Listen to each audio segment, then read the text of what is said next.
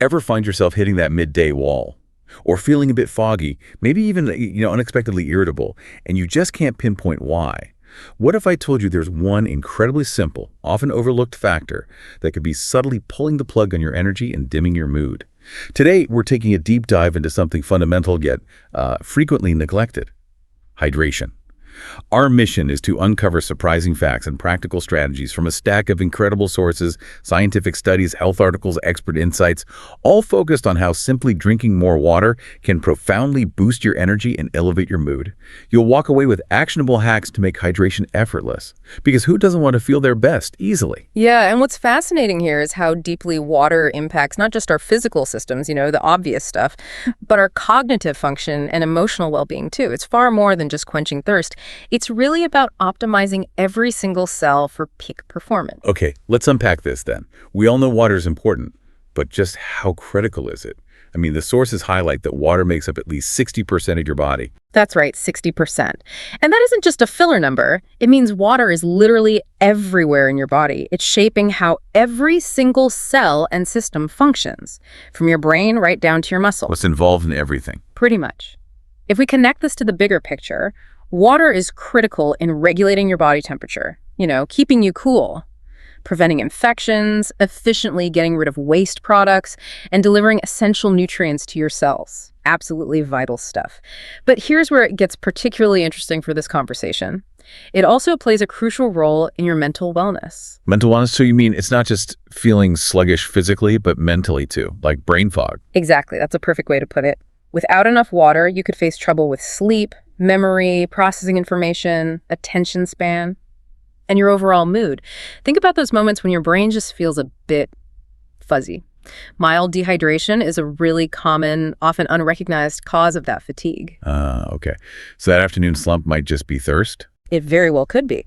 And staying adequately hydrated, it improves athletic performance levels, sure, but also attention and awareness. Your brain, quite literally, needs water to think clearly and efficiently. So how do we know if we're not getting enough then? Are there common signs we might be missing, or maybe just misinterpreting? Yeah, this is a critical point. Are you truly listening to your body? Because it usually tells you. Common signs you're starting to dehydrate include things like constipation, a dry mouth, maybe dull skin, that persistent fatigue we mentioned, and even headaches. Headaches are a big one. Right. I think a lot of people reach for a painkiller first. They do, when maybe a glass of water is the real solution. And if you ignore those early signs, they can escalate. You might get more noticeable symptoms like dark-colored urine. That's a key indicator. Okay, dark urine. What else? Feeling dizzy, nausea, or even feeling thirsty after you've just had a drink, that's a sign you're already behind. Your pee color is honestly one of the best, easiest indicators. Aim for a pale yellow, almost clear hue. And if it goes unaddressed, it can become quite serious. We're talking more severe dehydration. That can lead to things like an increased heart rate, difficulty walking, confusion, or even loss of consciousness. That requires immediate medical attention. Wow, okay. So it's definitely not something to ignore. Absolutely not. It's a good reminder that your body is constantly giving you signals. We just need to learn how to read them. We often hear that simple advice: drink 8 glasses of water a day. But is it really a one-size-fits-all solution? It sounds a bit too simple. It really is too simple. It's not a one-size-fits-all thing at all. The amount you personally need varies quite significantly depending on factors like your age, how active you are, your health status, even the weather, like outdoor temperatures. Right, if you're working out heavily or it's hot outside. Exactly. You'll need more. For some general guidance, though, the average recommended daily water intake for men is about 15.5 cups. And for women, it's about 11.5 cups. But, and this is important, this includes total water. Total water, you mean not just from drinks? Correct. It includes water from all beverages, A and D, the water content in the food you eat. People often forget about the food part. That's interesting. I wouldn't have thought that counted towards the total cups. It definitely does. And for those who want a more, let's say, precise benchmark, the National Institute of Medicine provides what they call adequate intake, or AI levels. For males aged 1970, that AI level, which is a recommended average for healthy people, is around 125 ounces, or 3,700 milliliters of total water per day. Okay, 125 ounces total. How much of that is typically from drinks? About 101 ounces, roughly 3,000 milliliters, should come from beverages. And for women? For females in the same age group, the total AI is 91 ounces, or 2,700 milliliters, with about 74 ounces, or 2,200 milliliters, coming from beverages. So while 8 glasses, which is 64 ounces, is a nice simple starting point, your personal equation might look quite different, as you can see. Yeah, significantly different potentially. Okay, and this next point really opened my eyes. You mentioned water from food. You don't just have to chug plain water to stay hydrated, right? Our sources say about 20% of your daily water intake actually comes from food. That seems like a lot. This is a significant chunk. Absolutely. Yeah. Raw fruits and vegetables are, well, they're absolute powerhouses when it comes to hydration. Think about those crisp, juicy foods as where the water is packed in. Foods with more than 92% water content offer the best bang for your buck hydration-wise. Like what? What are the top ones? Well, top of the list, you've got cucumber and iceberg lettuce, which are nearly all water, like 96%. Celery and radishes are right behind at 95%. Then romaine lettuce and tomatoes at 94%. Even things like zucchini, summer squash, asparagus, bell peppers. Wow, so many common vegetables. Exactly. Cabbage, cauliflower, mushrooms, spinach, and fruits like strawberries and watermelon are all 92% water or more. And the great thing is, many of these also pack extra nutritional punches, fiber, essential vitamins, antioxidants. You're getting a double benefit: hydration plus nutrients. That's fantastic. Okay, so we've covered the why hydration is crucial and the how much, which varies. Now let's get really practical. Let's talk about the how. What are some simple, actionable hacks listeners can use to make staying hydrated feel, well, effortless? Right, the practical stuff. There are quite a few proven methods that really make a difference, and they're mostly simple. First, start your day strong. Keep a glass of water, maybe 8 to 12 ounces, right by your bedside. And drink it first thing. Drink it immediately upon waking. Before coffee, before anything else. This is like hitting the refresh button for your entire body. It jumpstarts your metabolism, improves digestion, and instantly helps wake up your brain. Gets things moving. I like that idea. A simple way to start right. And if you want a little extra dizing, adding a squeeze of lemon can be a really refreshing twist. Boosts vitamin C, too. That makes so much sense, setting the tone early. How quickly do people usually feel a difference with that morning glass? Does it really snap them awake? For many, it's almost immediate. You feel that gentle reawakening, maybe a clearing of the mental cobwebs. And it often helps with morning regularity, too, if you know what I mean. Right. Gets the system going. Right. Okay, what's next? Building on that, the next hack is to make your water bottle your constant companion. Seriously. Take it everywhere. Invest in a good quality reusable water bottle, maybe one with markers for hourly goals if that helps you. So having it visible is key. Visibility is huge. Keep it on your desk, in your car, in your bag. The simple truth is you're far more likely to drink if it's always available and staring you in the face. It's true. Out of sight, out of mind. I've definitely noticed that myself. But what about when you're just swamped, caught up in tasks, and you plain forget? That happens to me. That's super common, and that's where smart reminders come in handy. This doesn't have to be complicated. It can be as simple as setting alarms on your phone or using one of those hydration apps we can talk more about later. Apps like Waterminder, or what were the others? Yeah, Waterminder, Hydro Coach, Water Llama, Plant Nanny, or even a free app like Govo Filter. There are loads. Or just, old school sticky notes at your workstation. The goal is just to remind yourself to take a few sips every hour or so. This helps prevent that common midday fatigue and brain fog before they even set in. Be proactive. Okay, proactive sipping. Got it. And for those of us who find plain water a bit, well, boring sometimes, it can get monotonous. Totally understandable. If plain water isn't exciting enough, definitely try flavor infusion. It's easy and healthy. Add slices of fruit like lemon, lime, cucumber, orange, maybe some berries, or toss in herbs like mint and basil. Ooh, mint sounds refreshing. It is. It transforms plain water into a delightful, refreshing drink without any added sugar or artificial stuff. It's honestly a game changer for consistency if taste is your barrier. That sounds delicious, actually. I can see how that would make hitting your goals much more appealing. What about timing water around meals? Absolutely. A key mealtime strategy is to drink about 8 ounces of water before each meal. Before. Why before? Well, it aids digestion by sort of preparing your stomach for the food. And interestingly, it can also help control appetite. You might feel a bit fuller, which could lead to more mindful eating and potentially consuming slightly less. That's a clever 2-for-1 benefit. Any tips for what not to drink, or maybe what to swap out if you're trying to hydrate better? Oh, definitely. Swap smart. This is a big one. Try to replace sugary drink sodas, many fruit juices, sweetened coffees, and even high caffeine beverages with water-based alternatives. Like what? Herbal teas are great. Lots of variety there. Coconut water can be good for electrolytes sometimes, in moderation. Sparkling water gives you fizz without the sugar. This helps you avoid those empty calories and, crucially, those dreaded sugar crashes that can actually leave you feeling even more drained later on. Right. The roller coaster. Makes sense. Even some supposedly healthy fruit juices can be absolutely packed with sugar. Water or infused water is always the purest choice. Good point. You also mentioned something called habit stacking. How does that work? Yeah, habit stacking. It's a neat psychological trick.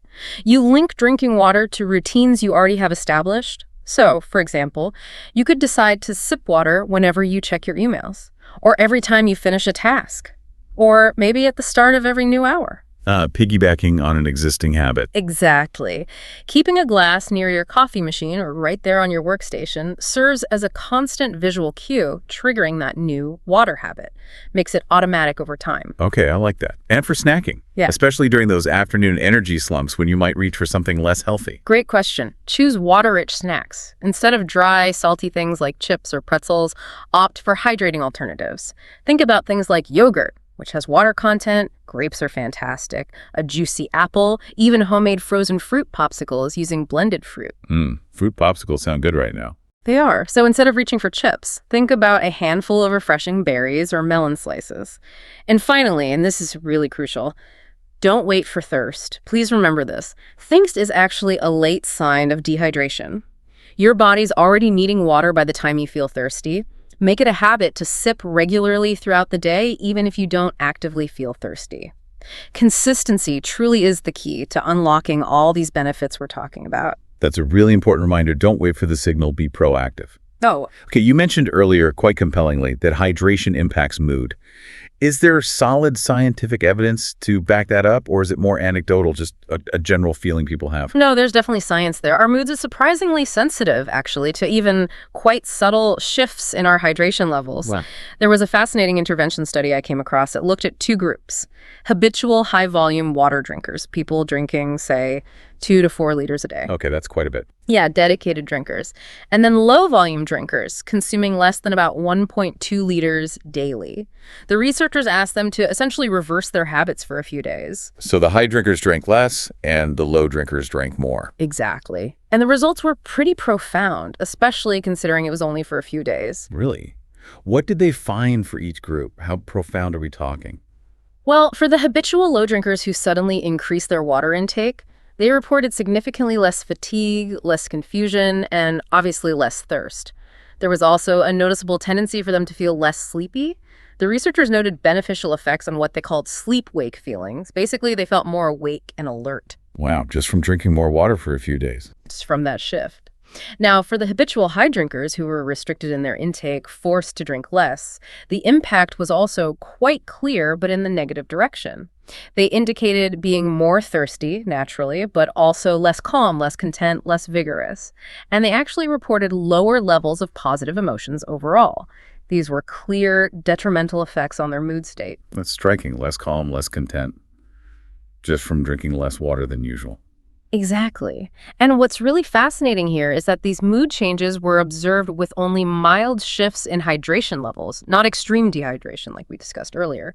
This more closely mimics situations we might encounter in daily life, right? Maybe you get busy and just don't drink as much as normal one day. Yeah, absolutely. It strongly suggests that even just suboptimal hydration, not being severely dehydrated, but just not quite optimally hydrated, can negatively impact your feelings of calmness, satisfaction, and positive emotions. So those little everyday dips in energy or perhaps patience, they might genuinely be improved with just a glass of water. That's a pretty powerful thought, isn't it? It really is. Okay. A simple fix for a potentially significant feeling. Okay, for those who struggle with remembering or maybe just need that extra nudge, technology can step in. You mentioned hydration apps. What should listeners know about them? Are they actually effective? Do people stick with them? Hydration apps can be great tools, yeah. They're primarily good for tracking your intake, helping you set personalized goals, and maybe most importantly, sending timely reminders. The reminders seem key for forgetfulness. They often are. When choosing one, it's good to look for apps that actually take your weight and activity level into account because those factors greatly impact your individual needs, as we discussed. Some of the more advanced apps even allow you to specify different types of beverages you're drinking. Oh, like coffee or tea. Exactly. And they might adjust your hydration measurement based on the actual water content, or even account for diuretic effects of things like coffee or alcohol. That's pretty sophisticated. Yeah. What stands out to you about some of these apps? Are there any features that users particularly seem to like? Well, different apps appeal to different people. Apps like Water Llama, for example, really lean into gamification. They make logging your liquid intake feel like a game. You get cute characters, smart notifications. Users in online communities often praise this approach for making it fun, turning a bit of a chore into something more enjoyable. So making it less clinical, more engaging. Precisely. Others, like Waterminder, are maybe more data-focused. They calculate specific goals based on detailed factors you input, and they often sync with other health apps or fitness trackers. Useful if you're tracking everything together. Very useful for that integrated health picture. And then there's Plant Nanny, another gamified one, where you literally grow a virtual plant as you drink water throughout the day. That's cute. Keep the plant alive by drinking water. Right. Across the board, though, the thing users universally appreciate seems to be the consistent reminders, especially for people who genuinely just forget to drink amidst busy schedules. These apps can help turn a simple, beneficial habit into an engaging daily ritual. Okay, that makes sense. Now, after all this talk about drinking more, we have to address the flip side. It's a critical question. Can you actually drink too much water? That's an excellent and important question. And yes, it is possible. It's much less common than dehydration, thankfully, but it can happen. Drinking an excessive amount of water in a short period can lead to a condition called water intoxication, or more technically, hyponatremia. Hyponatremia, what does that mean? To put it simply, it means your body's electrolytes, particularly sodium, become dangerously diluted because there's too much water in your system relative to salts. This dilution disrupts normal cell function, especially in the brain. Okay, and what are the symptoms? How would you know? Symptoms can actually be a bit vague initially and might include headaches, muscle cramps or weakness, nausea, vomiting, fatigue. But in more severe cases, it can progress to confusion, seizures, and even loss of consciousness. It can be very serious. Is there an exact amount that's too much? There's no single exact too much amount that applies to everyone, as it depends on factors like kidney function, activity level, and how quickly the water is consumed. But if you experience those kinds of symptoms while drinking very large volumes of water, it's vital to slow down your intake immediately, or better yet, seek medical help. A key piece of advice, especially when rehydrating after significant fluid loss like intense exercise, is to take regular sips rather than chugging huge volumes all at once. That helps your body manage the fluid balance. Okay, sip, don't chug, especially when rehydrating. Good advice. So wrapping this up, what does this all mean for you, the listener? We've really unpacked how hydration isn't just about quenching thirst, is it? It's a profound lever for your physical vitality, your mental sharpness, and even your emotional balance. From choosing water-rich foods to using smart apps and adopting simple daily habits, there are just so many accessible ways to nourish your body and mind through water. Absolutely. The journey to optimal hydration is definitely personal. Everyone's needs are slightly different. But the key takeaway from our deep dive today is hopefully clear. Consistency, awareness of your body's signals, and making those small, intentional choices about hydration can yield truly remarkable results in how you feel day to day. So perhaps the challenge to you is this. What single hydration hack we talked about are you going to try today or tomorrow to feel that potential immediate shift in energy and mood? Just pick one to start. And maybe consider this as a final thought. If a slight mindful shift in something as basic as your daily water intake can profoundly influence your calmness, your contentedness, your vigor, what other subtle yet powerful changes in your daily routine might be waiting just under the surface, ready to unlock even more of your potential? Something to think about. Thank you so much for joining us on this deep dive. Until next time, stay curious and definitely stay hydrated.